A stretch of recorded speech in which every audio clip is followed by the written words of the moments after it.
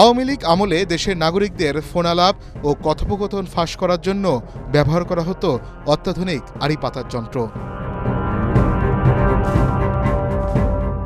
এই যন্ত্রের কিছু চালান ইসরায়েল থেকে এসেছিল।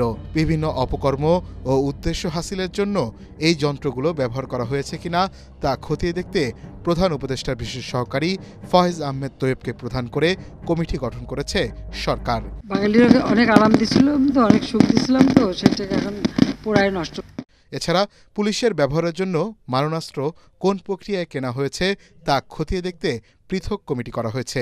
ফরেন সার্ভিস একাডেমিতে সংবাদ সম্মেলনে এসব তথ্য জানানো হয়। কিছু হিসাবে আসছে প্রায় $300 মিলিয়ন, কেউ বলছেন প্রায় $200 মিলিয়ন সার্ভেইলেন্স ইকুইপমেন্ট কেনা হয়েছিল। এবং গত স্বৈরাচার সরকার বাংলাদেশের নাগরিক অধিকার হরণের জন্য এই সার্ভেইলেন্সের যে ইকুইপমেন্টগুলো সেগুলো স্পাইওয়্যার তারা ইউজ করেছেন এই অবৈধ নজরদারি করার জন্য এবং আপনার ফ্রিডম অফ স্পিচটাকে কেড়ে রাখার জন্য।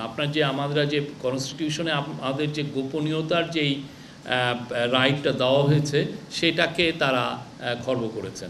এদিকে প্রধান উপদেষ্টার মালয়েশিয়া সফরে বিভিন্ন বিষয়ে ফলপ্রসূ আলোচনা হয়েছে বলেও জানান প্রেস সচিব শফিকুল আলম। এই সফরের ফলে মালয়েশিয়া ও বাংলাদেশের নিরাপত্তা এজেন্সির মধ্যে নিবিড় সম্পর্ক গড়ে উঠবে বলেও জানান তিনি।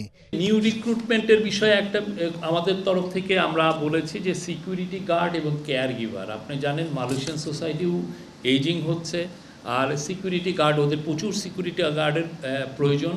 তো এই দুইটা বিষয়ে তাদেরকে আরও বলা হয়েছে এবং আমরা আশা করছি এটার বিষয়ে প্রোগ্রেস দেখব। এর আগে রাজধানী তেজগাঁওয়ে প্রধান উপদেষ্টার কার্যালয়ে উপদেষ্টা মণ্ডলীর বৈঠক অনুষ্ঠিত হয়।